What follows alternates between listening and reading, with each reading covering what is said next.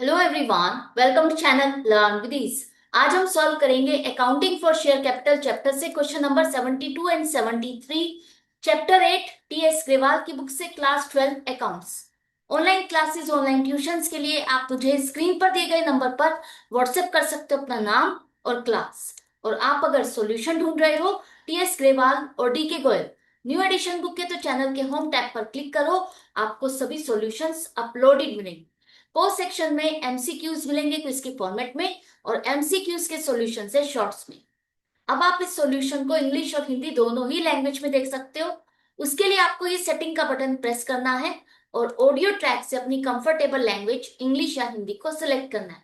तो बहुत कुछ है चैनल पर, विजिट द चैनल।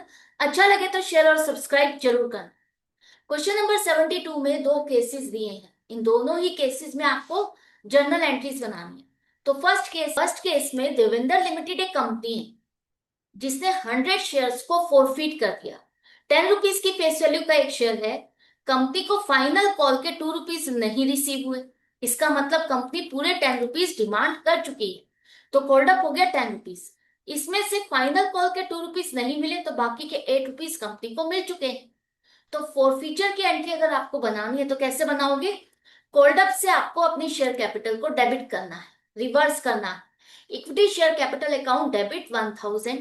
इसमें से आपको कौन सी कॉल का पैसा नहीं मिला? फाइनल कॉल का। तो to equity share final call account credit करो 200। जो पैसा कंपनी को मिल चुका है वो कंपनी शेयर होल्डर को रिफंड नहीं करेगी, उसे एक अलग अकाउंट फॉरफिटेड शेयर अकाउंट में क्रेडिट करेगी 800 से। फॉरफीचर की एंट्री बन गई। अगर इसी को आपको कॉल सिनेरियर के साथ करना है तो एंट्री होगी equity share capital account debit 1000 to call in arrears account 200 to forfeited share account 800। Forfeiture के बाद कंपनी ने 100 में से 60 शेयर्स को दोबारा से पब्लिक को ऑफर किया, री इशू किया। कितने रुपए में? 7 रुपीज। 7 रुपीज में fully paid up share company ने दिया। तो जिसने भी खरीदा ये शेयर आपको 7 रुपीज के हिसाब से पेमेंट की। याद से और ध्यान से करना है आपको कि पूरे के पूरे 100 शेयर्स नहीं, 60 शेयर्स को री इशू किया तो 60 शेयर्स पर 7 रुपीज के हिसाब से पेमेंट मिलेगी आपको 420। अब कंपनी ने 7 रुपीज लेकर के कितनी वैल्यू का शेयर दिया है? फुल्ली पेडअप, मतलब जो शेयर की फेस वैल्यू है 10 रुपीज, कंपनी मान के चलेगी कि पूरे 10 रुपीज इस शेयर होल्डर से आपको रिसीव हो चुके हैं। तो to equity share capital account 600।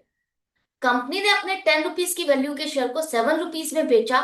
तो जिसने खरीदा उसको तो 3 रुपीज का फायदा हुआ, लेकिन कंपनी को 3 रुपीज का नुकसान हुआ, जो कि पहले वाले शेयर होल्डर के पैसे से एडजस्ट करेगी। मतलब फॉरफिटेड शेयर अकाउंट आपका डेबिट होगा 180 से। अब कई बार आपको एक पॉइंट समझ नहीं आता या क्लिक नहीं होता, क्लियर नहीं होता कि अगर कंपनी ने 10 रुपीज की वैल्यू का शेयर दिया 7 रुपीज लेकर के, तो 3 रुपीज का यहां पर हम लॉस बुक कर रहे हैं। क्या कंपनी फर्दर 3 रुपीज इससे डिमांड कर सकती है? बिल्कुल नहीं। आपने अपनी चीज को डिस्काउंट पे बेचा है, तो अगर आप डिस्काउंट दे रहे हो तो वो आपका एक्सपेंस है। एक्सपेंस को आप अपनी बुक्स में रिकॉर्ड करोगे। फर्दर आप इस शेयर होल्डर से 3 रुपीज डिमांड नहीं कर सकते। री इशू की एंट्री हो गई। री इशू के बाद आपको याद होगा कि हम एक कैपिटल रिजर्व वाली एंट्री बनाते हैं। मतलब 60 शेयर्स आपने री इशू किए तो जो भी इस पर प्रॉफिट या लॉस होना था फाइनल हो गया। तो पहले वाले शेयर होल्डर के पैसे में से क्या कुछ बचा है चेक करो। हर शेयर पर आपको पहले वाले शेयर होल्डर से 8 रुपीज मिले थे। तो फॉरफिटेड अमाउंट 60 शेयर्स की क्या हो गई? 480। जिसमें से लॉस ऑन री इशू माइनस करोगे 180, तो बाकी के 300 आपके कैपिटल रिजर्व में ट्रांसफर हो। अब आप लोग यहाँ पर क्या गलती करते हो कि 100 शेयर्स की फॉरफिटेड अमाउंट लेते हो? नहीं, जितने शेयर्स री इशू होते हैं उसी की ही फॉरफिटेड अमाउंट आपको लेनी है। उसमें से री इशू का लॉस माइनस करोगे, बाकी का अमाउंट कैपिटल रिजर्व में ट्रांसफर होगा। तो forfeited share account debit 300 to capital reserve account 300। हमने एक तरह से जो भी 60 शेयर्स पर पहले वाले शेयर होल्डर का पैसा आपको मिला था वो आप पूरा का पूरा फॉरफिटेड शेयर अकाउंट से निकाल चुके हो, उसे यूज कर चुके हो। कहाँ कहाँ? कुछ तो लॉस में एडजस्ट करने में और कुछ बाकी का बैलेंस कैपिटल रिजर्व में ट्रांसफर कर दिया। तो अब जो फॉरफिटेड शेयर अकाउंट में बैलेंस स्टैंड कर रहा है वो 40 शेयर्स का है। 40 शेयर्स जो अभी भी कैंसिल्ड है और उस पर जो पहले वाले शेयर होल्डर का आपको पैसा मिला 40 शेयर्स पर 8 रुपीज के हिसाब से 320 रुपीज का बैलेंस अभी भी वहां पर स्टैंड करेगा। राइट। तो ये क्वेश्चन यहाँ पर क्लियर हो गया, खत्म हो गया। इसके बाद पार्ट 2 में वीरेंद्र लिमिटेड एक कंपनी है जिसने 20 शेयर्स को फोरफिट कर दिया। 100 रुपीज की फेस वैल्यू का शेयर है, लेकिन कंपनी कह रही है कि हमने अभी तक 60 रुपीज इससे डिमांड किए हैं और शेयर होल्डर ने हमें सिर्फ 20 रुपीज पे किए। तो अगर आपको फोरफीचर की एंट्री बनानी तो कैसे बनाओगे? जो कॉल्ड अप है उससे आपकी शेयर कैपिटल डेबिट होगी। Equity share capital account debit करोगे आप 1200 से। 20 शेयर्स मल्टीप्लाइड बाय 60 रुपीज 1200। अब इसमें से आपको कितना पैसा मिला और कितना नहीं? अगर आपकी कॉल्ड अप है 60 और 20 रुपीज अगर इसने पे किए तो इसका मतलब 40 रुपीज आपको नहीं मिले। लेकिन यहां पर हमें ये नहीं पता कि कौन सी कॉल का पैसा नहीं मिला, तो आपको यहाँ पर सीधा सीधा कॉल्स इन एरियर के साथ ही एंट्री करनी होगी। To calls in arrears account 800, और जो पैसा कंपनी को मिल चुका है 20 रुपीज 20 शेयर्स पर, वो फोरफिटेड शेयर अकाउंट में क्रेडिट होगा 400। फोरफीचर के बाद कंपनी ने इन शेयर्स को रीइश्यू किया। क्या सारे शेयर्स रीइश्यू किए हैं? नहीं, 15 शेयर्स को कंपनी ने रीइश्यू किया। कितने रुपए में? 45 रुपीज। जिसने भी ये शेयर खरीदा 45 रुपीज के हिसाब से आपको पेमेंट की, तो बैंक अकाउंट आपका डेबिट होगा 675। 45 रुपीज में कितनी वैल्यू वाला शेयर दिया है? 60 रुपीज पेड अप। मतलब अब इस शेयर होल्डर से ये माना जाएगा कि आपके पास 60 रुपीज आ चुके हैं। तो equity share capital account credit करो 900। 60 रुपीज आपको मान के चलना है ये आपके पास आ चुके हैं, मिले आपको 45 रुपीज है। तो जो डिफरेंस है वो क्या है? वो कंपनी ने इस शेयर होल्डर को डिस्काउंट दिया। जिसने खरीदा उसके लिए तो फायदा हुआ, लेकिन कंपनी के लिए 15 रुपीज नुकसान है। तो फोरफिटेड शेयर अकाउंट आप डेबिट करोगे 225। अब यहां पर एक पॉइंट आता है कि हमने अपनी शेयर कैपिटल को क्रेडिट किया है 60 रुपीज के हिसाब से। मान के चलेंगे कि 100 रुपीज की वैल्यू के शेयर में अभी तक हमारे पास 60 रुपीज आए, तो क्या इन फ्यूचर बाकी के 40 रुपीज कंपनी इस नए शेयर होल्डर से डिमांड कर सकती है? बिल्कुल कर सकती है, और बिल्कुल करेगी। अपने 40 रुपीज बाकी का बैलेंस इस शेयर पर इस शेयर होल्डर से भी डिमांड किया जाएगा। क्लियर है? रीइश्यू के बाद अब आपको एक फाइनल एंट्री पास करनी है कैपिटल रिजर्व की। चेक करना है कि 15 शेयर्स पर पहले वाले शेयर होल्डर का हमारे पास कितना अमाउंट है। पर शेयर हमारे पास 20 रुपीज आए थे, तो 15 शेयर्स की प्रॉफिटेड अमाउंट है 300, जिसमें से लॉस को एडजस्ट करोगे 225 को, तो बाकी का बैलेंस बचा 75, जो कि कैपिटल रिजर्व में ट्रांसफर होगा। तो forfeited share account debit 75 to capital reserve account 75। Clear है? अच्छे से समझ में आ गया? इसके बाद नेक्स्ट क्वेश्चन है क्वेश्चन नंबर 73। यहां पर भी आपको 3 केसेस दिए हैं, फॉरफीचर और रीइश्यू से रिलेटेड एंट्रीज बनानी है। तो फर्स्ट केस की कंपनी है जिसने 300 शेयर्स को फॉरफिट किया, कैंसिल किया। 10 रुपीज की फेस वैल्यू का एक शेयर है। अभी तक कंपनी से 8 रुपीज डिमांड कर चुकी है। कॉल्ड अप क्या है? 8 रुपीज।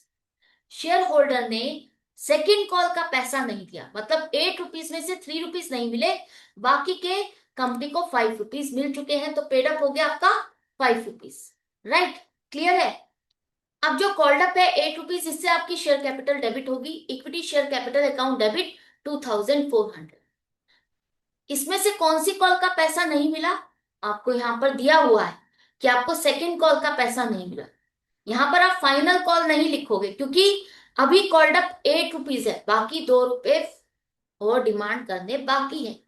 तो ये फाइनल कॉल नहीं है आपकी। तो to equity share second call account 900। जो पैसा कंपनी को मिल चुका है 5 रुपीज, वो है फॉरफिटेड शेयर अकाउंट में क्रेडिट। क्रेडिट करोगे क्योंकि ये कंपनी इसको रिफंड नहीं करेगी, ये कंपनी की एक तरह से इनकम है। तो टू फॉरफिटेड शेयर अकाउंट 1500 बन गई फॉरफीचर की एंट्री। इसी को कॉल्स इन एरियर के साथ करना है, तो एंट्री हो जाएगी equity share capital account debit 2400 to calls in arrears account 900 to forfeited share account 1500। Forfeiture के बाद कंपनी ने इन शेयर्स को दोबारा से रीइश्यू किया। कितने शेयर्स को रीइश्यू किया? सभी के सभी शेयर्स को। 300 शेयर्स को दोबारा से री इशू किया। कितने रुपए में? 4 रुपीज 10 पर शेयर। मतलब जिसने भी ये शेयर खरीदा उसने 10 रुपीज के हिसाब से आपको पेमेंट की। तो बैंक अकाउंट डेबिट 3000। 10 रुपीज में कंपनी ने कितनी वैल्यू का शेयर दिया है? As fully paid up. मतलब आपके शेयर की फेस वैल्यू 10 रुपीज है, तो 10 रुपीज की वैल्यू का ही पूरा शेयर आपने दिया। तो इक्विटी शेयर कैपिटल अकाउंट आपका क्रेडिट होगा 3000। अब 10 रुपीज की चीज को 10 रुपीज में ही बेचा, तो कंपनी को नुकसान भी नहीं हुआ और ना ही कोई एक्स्ट्रा अमाउंट मिला, ना ही कोई और फायदा। तो री इश्यू ऑफ शेयर्स की आपकी एंट्री बन गई, bank account debit 3000 to equity share capital account 3000। अब जितने शेयर्स आपने फोरफिट किए, री इश्यू कर दिए, सबका प्रॉफिट या लॉस जो भी होना था फाइनल हो चुका। तो अब जो भी फोरफिटेड शेयर अकाउंट में बैलेंस बचा है उसे आपको कैपिटल रिजर्व में ट्रांसफर करना है। तो कितना बैलेंस है हमारे पास? 5 रुपीज के हिसाब से 300 शेयर्स पर 1500 फोरफिटेड अमाउंट है, जिसमें से लॉस ऑन रीइश्यू को माइनस करो। क्या लॉस ऑन रीइश्यू हुआ है? नहीं। तो सारा का सारा बैलेंस 1500 आपका कैपिटल रिजर्व में ट्रांसफर होगा। तो forfeited share account debit 1500 to capital reserve account 1500। अब यहां पर आपका फोरफिटेड शेयर अकाउंट क्लोज हो गया, क्योंकि जितने शेयर्स आपने कैंसिल करे थे वो सारे के सारे रीइश्यू हो गए। अब कोई भी कैंसिल्ड शेयर नहीं है। इसके बाद सेकंड केस में केके लिमिटेड कंपनी ने 400 शेयर्स को कैंसिल किया। 10 रुपीज की फेस वैल्यू का एक शेयर है। फुल्ली कॉल्ड अप का मतलब है कि पूरे 10 रुपीज कंपनी डिमांड कर चुकी है। कंपनी ने इन शेयर्स को फोरफिट क्यों किया, कैंसिल क्यों किया? क्योंकि फाइनल कॉल के 4 रुपीज की पेमेंट नहीं मिली। तो इसका मतलब 10 में से 4 रुपीज नहीं मिले तो 6 रुपीज कंपनी को रिसीव हुए। अब आपको अगर फोरफीचर की एंट्री बनानी है तो क्या करोगे? जो कॉल्ड अप है उससे आपको शेयर कैपिटल को रिवर्स करना है। Equity share capital account debit 4000। इसमें से कितना पैसा मिला और कितना नहीं? आपको फाइनल कॉल का पैसा नहीं मिला, तो to equity share final call account 1600। और जो पैसा आपको मिल चुका है वो कंपनी इसको रिफंड नहीं करेगी, तो टू फोरफिटेड शेयर अकाउंट में क्रेडिट करो 2400। फॉरफीचर की एंट्री बन गई। अगर आपको इसे कॉल सिनेरियर के साथ करना है तो एंट्री हो जाएगी equity share capital account debit 4000 to call in arrears account 1600 to forfeited share account 2400। Forfeiture के बाद कंपनी ने इन शेयर्स को दोबारा से री इशू किया, पब्लिक को ऑफर किया। तो तरुण ने इन शेयर्स को खरीदा और 12 रुपीज के हिसाब से पेमेंट की। 12 रुपीज में आपने री इशू किया, तो 12 रुपीज के हिसाब से पेमेंट मिली 4800। 12 रुपीज में तरुण को कितनी वैल्यू का शेयर मिला है? Fully paid up. मतलब जो फेस वैल्यू है इस शेयर की वही वैल्यू का शेयर पूरा पूरा कंपनी ने इसको दिया। तो कंपनी ने अपने 10 रुपीज का सामान 12 रुपीज में बेचा, तो क्या कंपनी को नुकसान हुआ? नहीं, बल्कि कंपनी को 2 रुपीज एक्स्ट्रा मिले, जो कि कंपनी के लिए प्रीमियम है। और आप इसे सिक्योरिटीज प्रीमियम अकाउंट पे क्रेडिट करो 800। तो रीइश्यू की एंट्री हो गई।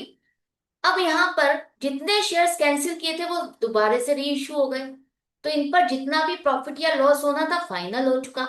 तो पहले वाले शेयर होल्डर का जो पैसा आपको मिला था उसमें से अब आपके पास कितना पैसा बचा? फोरफिटेड अमाउंट पर शेयर था 6 रुपीज, मतलब 400 शेयर्स का फोरफिटेड अमाउंट 2400 है, जिसमें से लॉस ऑन इशू कुछ भी नहीं हुआ जो आप एडजस्ट करो। तो सारा का सारा अमाउंट 2400 कैपिटल रिजर्व में ट्रांसफर होगा। Forfeited share account debit 2400 to capital reserve account 2400।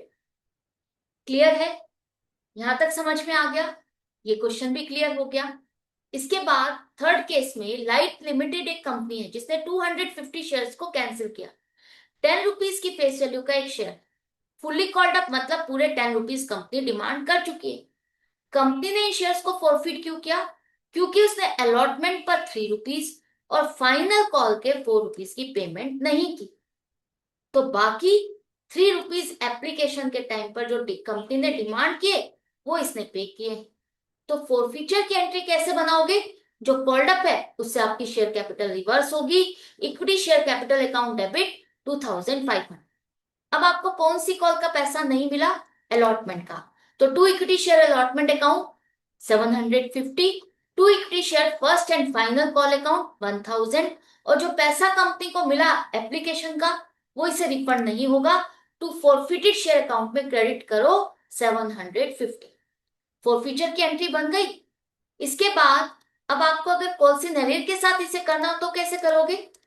Equity share capital account debit 2500। अब आपको 7 रुपीज नहीं मिले तो पूरे के पूरे कॉल सिनेरियो अकाउंट में क्रेडिट करो 1750। जो पैसा आपको मिला वो फॉरफिटेड शेयर अकाउंट में क्रेडिट होगा 750। फॉरफीचर के बाद कंपनी ने इन शेयर्स को री इशू किया। कितने रुपए में? 8 रुपीज में। तो प्रेम ने इन शेयर्स को खरीदा, 8 रुपीज के हिसाब से उसने पेमेंट की, तो बैंक अकाउंट आपका डेबिट होगा 2000 रुपीज।